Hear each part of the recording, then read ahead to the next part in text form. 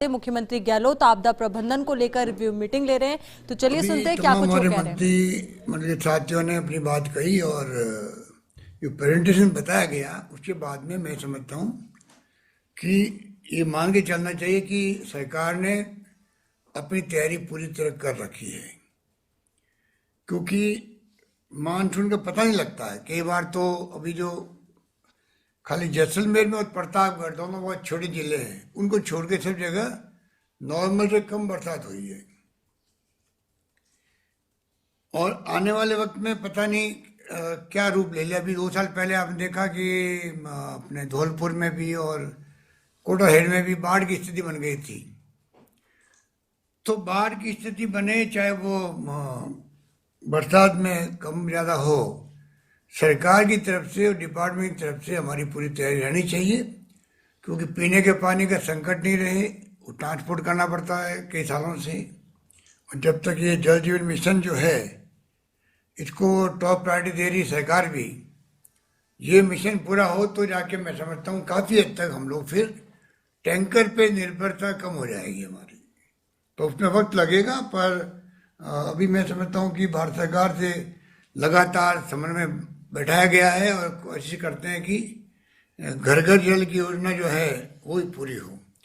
तो अभी जो खेती का वक्त जो है उसमें कई किसान बहुत चिंतित हैं, और जैसा हम लोग सब सोचते हैं कि उनको एडवाइज करने वाली बात भी होनी चाहिए कि कम पानी में कैसी फसलें लें, उनकी प्रायोरिटी रखें वो लोग भी, और किसानों को पूरा गाइड भी करें हम लोग। और मैं उम्मीद करता हूँ कि जिस रूप में हमारी तैयारी है वो भी जानता है। किसान बहुत आजकल समझते हैं कि कहाँ पर कितना बरसात हुई है, कम हुई, ज़्यादा हुई है, और आंकड़े जो दिखाए गए हैं जिले वाइज वो स्पष्ट संदेश देते हैं कि बरसात करीब करीब सब जगह कम हुई है, जो नॉर्मल बरसात है कम हुई है। तो उम्मीद करते हैं कि अभी जो ये पिछली बार भी मैंने देखा कि 14 अगस्त का दिन याद है जब हमारी बसें फंस गई थी असेंबली में आते आते।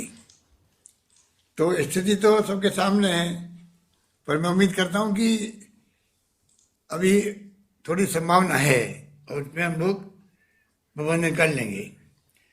बाकी आपदा प्रबंधन की बात जहाँ तक बताई गई है, मैं समझता हूँ कि वो तैयारी हमें हमेशा रहनी चाहिए, नावों की भी, और कैसी भी स्थिति आए तो हम लोग उसमें पूरी तरह तैयार रहें।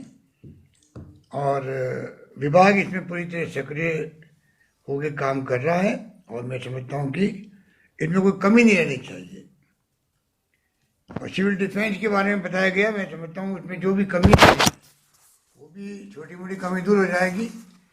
इसके लिए कोई धन की या धनराशि की कमी नहीं रहेगी, वो व्यवस्था कर रखी है। कलेक्टर्स को पूरा अधिकृत कर रखा है, अधिकार पूरा दिए हुए रखेंगे उनको भी, आगे भी जो भी जरूरत होगी उसको पूरा करवाएंगे। और उसी रूप में सिविल डिफेंस का काम हमेशा अच्छा रहता है। वैसे टीमें उनकी मजबूत रहती है और हमेशा वो उसी रूप में काम करता है।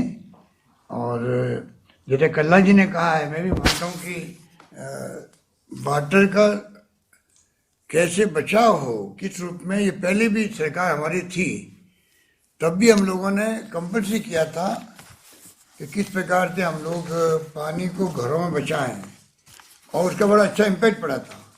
धीरे धीरे फिर समय के साथ में वो बातें खत्म हो जाती है, और उसके कारण से वो बात अब नहीं रही जो पहले थी। इसलिए कल्ला जी भी चिंतित हो रहे थे। मैं उम्मीद करता हूँ कि हम लोग डिपार्टमेंट से बात करके और चाहेंगे कि वापस जल संरक्षण का जो पहले काम था, 300 वर्ग गज मकानों में कंप्लीट किया था, आपने सुझाव दिया कि 100 वर्ग गज के मकानों में भी जरूरी होना चाहिए। जो भी है, मैं समझता हूँ कि एक ज़माना था जब बहुत बड़े रूप में इस काम को किया गया था, और पानी का रिचार्जिंग कैसे हो उसका भी प्रयास किया गया था। तो तमाम जो स्थिति हमारे सामने है, पर जो बांधों में पानी नहीं आ रहा, जैसे बिशनपुर में पानी अभी तक नहीं आया है, तो क्योंकि जयपुर और अजमेर और टोंक पूरी तरह डिपेंड है पीने के पानी के लिए भी, और नवंबर तक का पानी वहाँ बचा हुआ है। और वहाँ पे भी वो बात नहीं रही पहले वाली, क्योंकि कैचमेंट एरिया जो है पहले बिशनपुर भर जाता था, अभी बढ़ता कई बार लबालब होता है, पर कई बार कमी भी रहती है। तो बिशनपुर उन चाहे वो जवई डैम हो, ये तो हमेशा समस्या बनी रहती है। जवई डैम की समस्या बनी रहती है। नवीन महाजन ठीक कहा कि जब सही का जो योजना बनी है सही वाली वो पूरी होगी, तब जाकर के जालोर और सिरोही और आपका पाली और ये अन्य क्षेत्रों में इसका लाभ मिल सकेगा। तो ओवरऑल कोई लंबी बात कहने की आवश्यकता नहीं है। रिव्यू मीटिंग करने का मकसद ये था कि हमारी तैयारी पूरी रहनी चाहिए। और बरसात अभी पिछले 2-3 दिनों में हुई भी है कुछ जिलों के अंदर, और वहाँ पे मैं समझता हूँ कि स्थिति जो हाल बताई गई है उससे बुआई को लेकर कुछ ज़्यादा स्थिति अच्छी बनेगी पिछले 2-3 दिन की बरसात को लेके। तो इस प्रकार से मैं समझता हूँ ओवरऑल उम्मीद करते हैं कि बरसात का जो दौर है वापस शुरू होगा और ढंग से चलेगा। मंत्री जी ने जो कहा, कृषि मंत्री जी ने कि मौसम विभाग के आशंका है कि कुछ बरसात कम हो सकती है इस बार। अब वो तो देखते हैं कि स्थिति क्या बनती है, क्योंकि हमेशा राजस्थान में तो चिंता रही है, बरसात की रही है सदियों से। तो ठीक है, यूपी गवर्नमेंट में डॉक्टर मनमोहन सिंह जी और सोनिया गांधी जी ने जो ये बहुत शानदार योजना लेके आए नरेगा की, उसके बाद में वो स्थिति नहीं रही। जो पहले अकाल सूखे पड़ते थे तो सबके चेहरे उतर जाते थे, किसानों के भी, नेताओं के भी, जनप्रतिनिधियों के, सबके। और चारा कहाँ से आएगा, गाय कैसे बचेगी, गायों के मरने के सीन दिल्ली तक छपते थे। और पीने के पानी की अलग समस्या मानव के लिए भी और पशुओं के लिए भी, और रोजगार की अलग समस्या। तो काफ़ी हद तक बदलाव भी हुआ मानसून में भी, और स्कीम आने के बाद में अब वो स्थिति नहीं रही, राजस्थान में नहीं रही है। तो हम सब मिलके इसका ध्यान रखेंगे, और समय समय पर जब कभी जरूरत महसूस करे डिपार्टमेंट तो मीटिंग बुलाए, और कोई कमी बेशी हो तो बताएं, तो उसको हम दूर करेंगे। पर पब्लिक, जनता को कॉन्फिडेंस रहना चाहिए कि सरकार हर चीज़ को लेके मॉनिटरिंग कर रही है, चाहे पीएचडी का मामला हो, चाहे वो इरिगेशन का हो, चाहे वो आपदा प्रबंधन का हो, नागरिक सुरक्षा के माध्यम से। तो मैं समझता हूँ कि ओवरऑल हम लोग किसानों को जब केंद्र बिंदु रख के चल रहे हैं हम लोग, किसानों के लिए तो पिछले बजट में हमने कई घोषणाएं करी है, जो कि एक अभिनव प्रयोग होंगे। किसानों का अलग बजट पेश कर रहे हैं अगली बार, किसानों के लिए बिजली की अलग कंपनी बना रहे हैं।